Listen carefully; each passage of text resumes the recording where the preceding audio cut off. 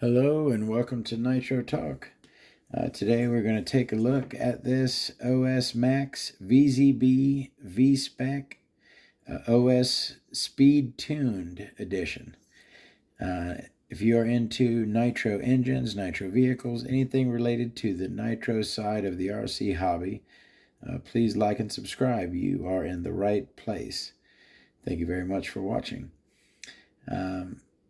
Before we get into this, I did do a video where I looked at the V-Spec and the Novarossi P5.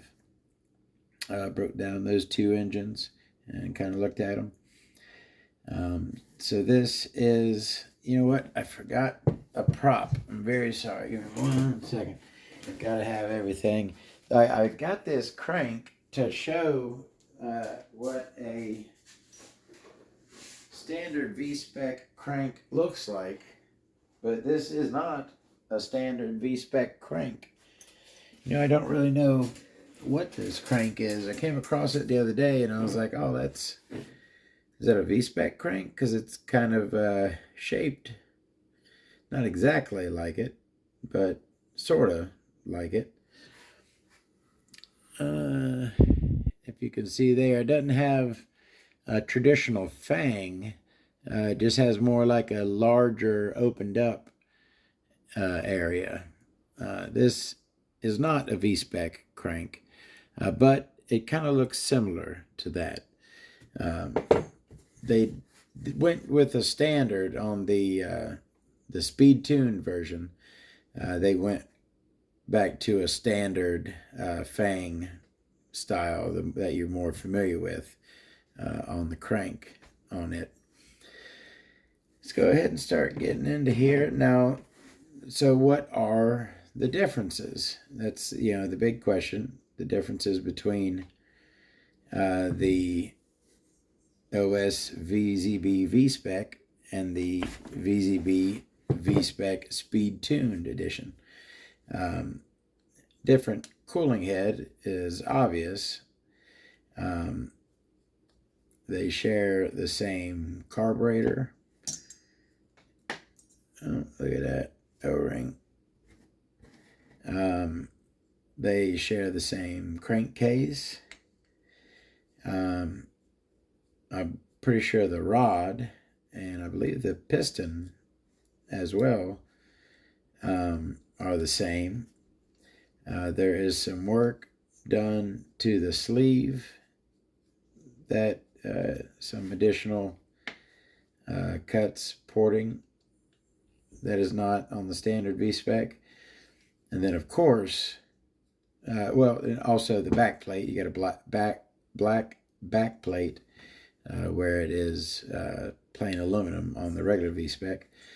But the main thing that separates the two is that coated crank. And we will get into this and we will look at that crank very shortly. But before we do, if anyone has seen my video on the STS Dragon 21 engine that I have up, you can see that it also has a coated crank. But while this engine, I would guesstimate, has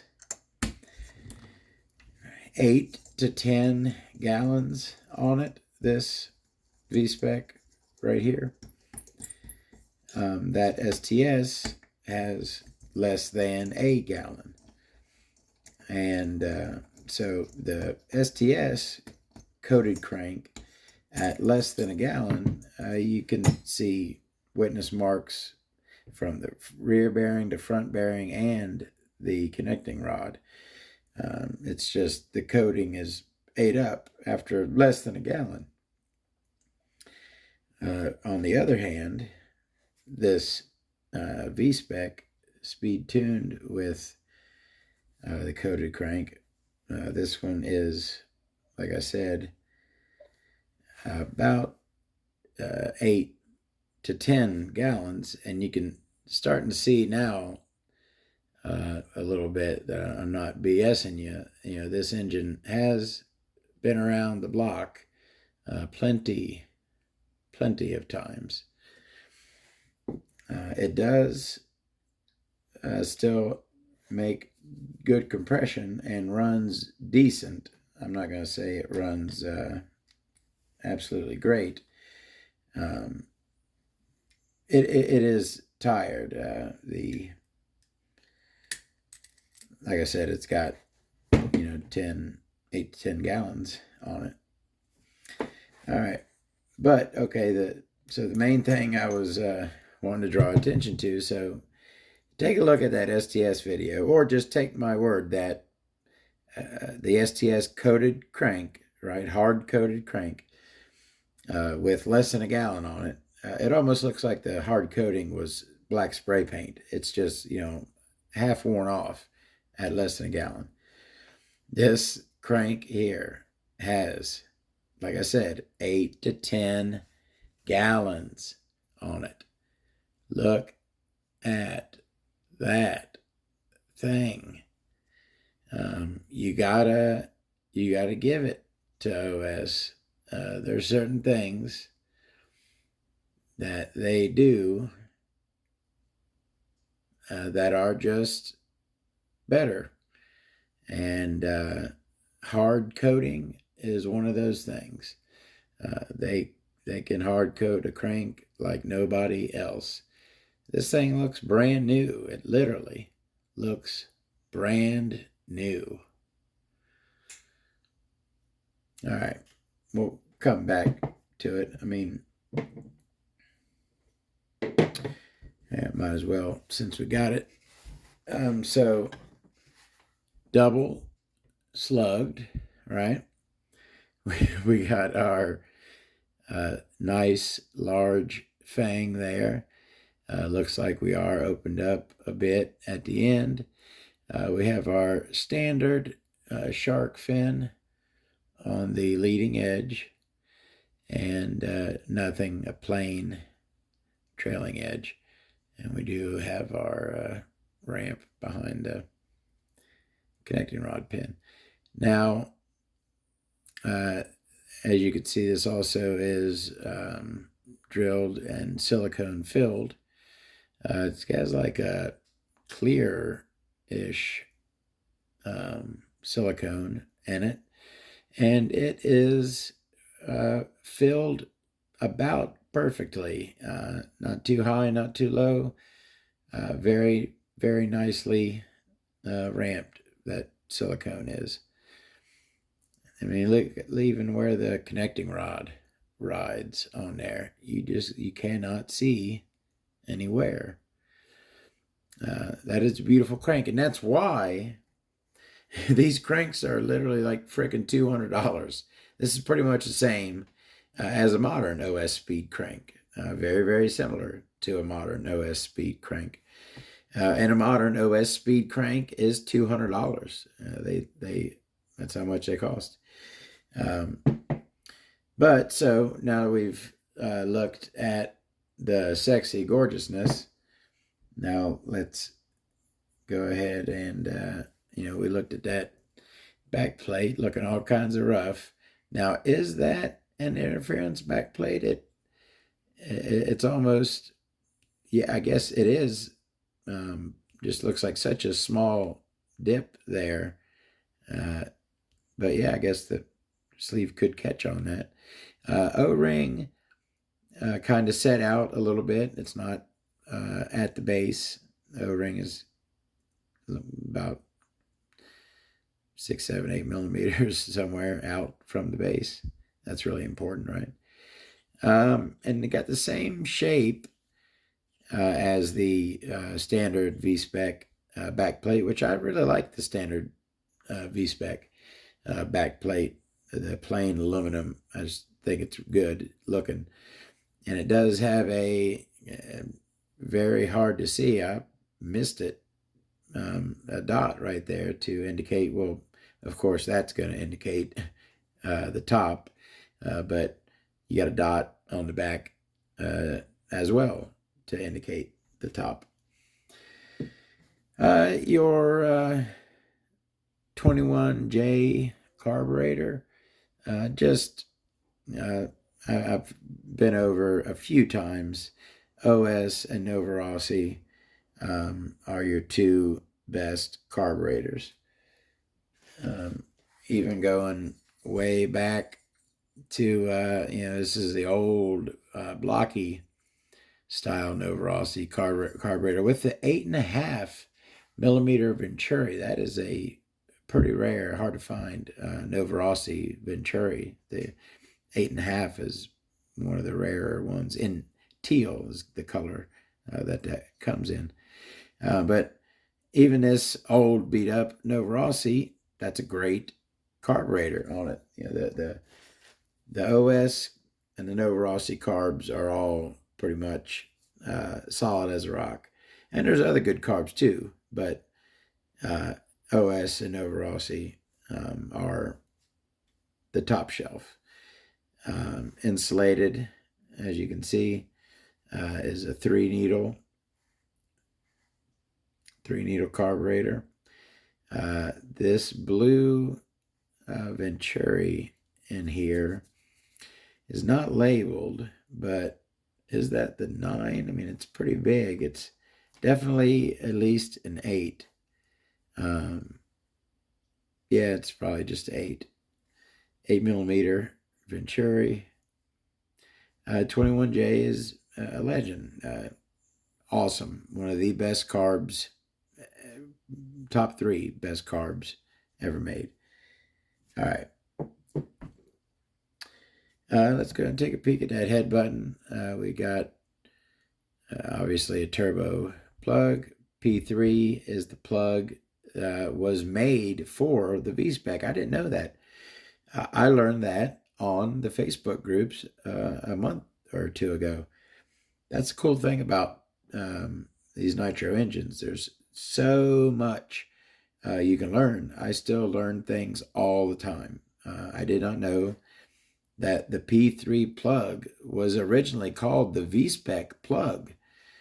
Actually, I found that in a magazine, and then I talked with someone on the groups, and they told me that the plug was originally for the V-Spec. Anyways, that's a cool little tidbit for you. So P3 plug, and we have a 2 and a 1. Looks like a 3mm shim stack in here.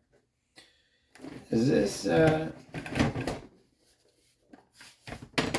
is the shim stack height? Is that something that people are at all interested in? Does anybody else watch 3? All right, a 2 and a 1. Does anybody else watch Doug DeMuro? I'm not like a big fan or anything, but I have seen some of his car videos that he does. And I always, he does his particular things about the car. He doesn't go into the radio at all. Like, he never plays the radio in a car. Some cars, I'm sure, have crappy radios. Other cars have really good radios, speakers and whatnot. But you would never know because he never plays the radio or even comments on the quality of the radio. But it's not stopping him from getting plenty of subscribers. So I guess the things that people focus on, is it that important? Who knows? But long story short, this shim stack in this Speed Tune V-Spec is 3.3mm. All right, do we look at the crankcase? Black crankcase, love it. Always like a black crankcase. Looks like a cheap front bearing in there, probably a replacement. And I mean, this engine is, like I said, 8 to 10 gallon. It's near the end of its life, if not at the end of its life. But served great, and I'm not going to forget to talk about. I mean, do I need to say that this engine has great top end and great bottom end and is just great all over? Do I really need to say that? For those who are not hip, yeah, V-Specs are very fast engines, and speed-tuned V-Specs are even faster still. So, yeah, a legendary engine. Oh, look, I'm trying to put it back together. I haven't even went over the piston and sleeve. So, flat top piston, 2 oil grooves, and those are some monsters. Sometimes the oil grooves, you can't even really feel them. You can see them, but you can barely feel them. These, my nail gets caught in both of them. Clack, clack. And they are deep oil grooves. Pretty meaty on the bottom end of that connecting rod there. I'd say near the meatier end of meatiness. And go ahead and look at that sleeve. And the thing I always love about OS sleeves, the chrome, they just look so well chromed to me. I don't know what it is about them that makes them look like that. The chrome is really shiny. It's like the extra lip of chrome that comes up around the top here that not all engines have. They just appear to me. Look at the chrome coming all the way 3/4 of the way down the port on the outside, right? Just chrome, extra chrome all over the place. Chrome dipping into the fang there. It is a 3-port, and so you have a very well ported. I hate when I can't. The words aren't coming to me. So you got a fang on your Schnurley port, right? Your side port there. And your intake in the front is pretty wide, nowhere near as wide as that Hyper 21. That thing was freaking wide. Not very tall, the intake port on this, but it is very well ramped. It has a nice deep ramp on the intake port there. These are not so much with the ramping, just a little bit, but they do have a nice fang, not a very long fang, kind of a shorty fang. The exhaust port on this one appears to be kind of rounded at the top, not coming to a little high point in the center, the rooftop style, but this one just kind of looks like it has a nice parabola going, nice smooth transition, and it does have the dog ears on the sides there. Good looking sleeve, of course. OS always.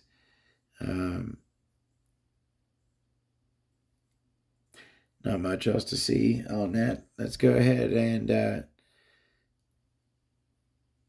oh, that nice and buttery in there. I got some oil on this. This just came out of the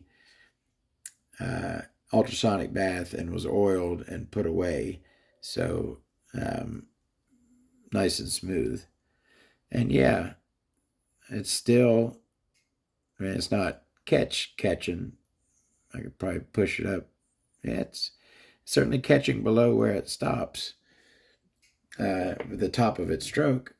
So yeah, again, that now it's sad, and I almost want to make a note. And should I even take it out now?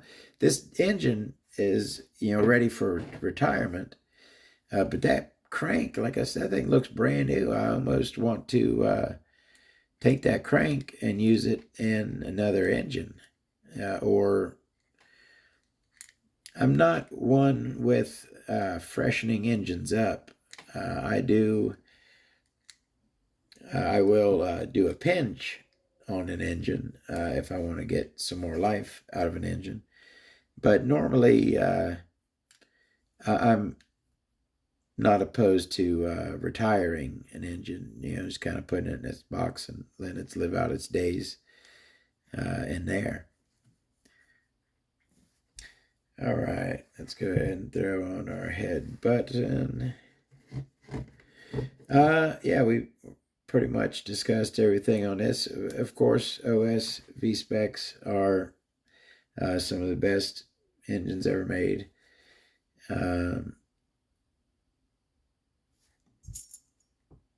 Lots of championships, titles, etc. To back that up. And they are a blast to drive. Extremely, I don't want to say that the top end, like it takes away from the bottom end, because just the power's all over. But they're specifically known for their top end. And these are the engines that get up to 39, 40,000 RPM, just the screamers. But, like I said, power on the bottom, wherever you want it, the power is there on this thing. Guarantee you that. And, with that carburetor and just, the way these engines are made, I love how a V-Spec, or pretty much any high-end OS engine, they just will idle so low. That to me, I will judge an engine. I think that a great engine will idle really low. You know what I mean? If you can, a really good engine will just idle really low. And OS V-Specs, OS, engines in general, OS speeds, just idle so low. Just will just sit there and chug away. It's a beautiful thing to behold. Do you need me to watch me put these screws in? Not really. I think we've pretty much wrapped it up. We've taken a look at the V-Spec OS speed tuned version here with its beautiful crank. And it's not like anything else looks bad. It's that cooling head is what it really takes away from this engine. But can I blame it for putting in many laps of track duty? That's what that is. You can see clearly it's written right on its face. I have served many laps at the track. So you can't be mad at it for being a little worse for wear. All right, I've rambled enough. Thank you very, very much. Please. Oh, there we go. I hope some people have clicked away, I'm sure. Somebody got my guess name that part question correctly. Awesome. I really appreciate the interaction and playing along with me and my game there. The Mach 427 head was correctly identified. So we have another one. It's not going to be just a cooling head every time, but we're getting the game rolling here. We'll do a couple cooling heads. Now, this one, a little bit tougher, but still, I think should be fairly easily gotten. And I will give you a little clue. This also came in blue. This is the red one, and you also saw this particular head for this particular engine in blue as well. So please comment down below what that cooling head is for, or if you have any questions, comments, love to hear from you. Thank you very much, and we will see you next time.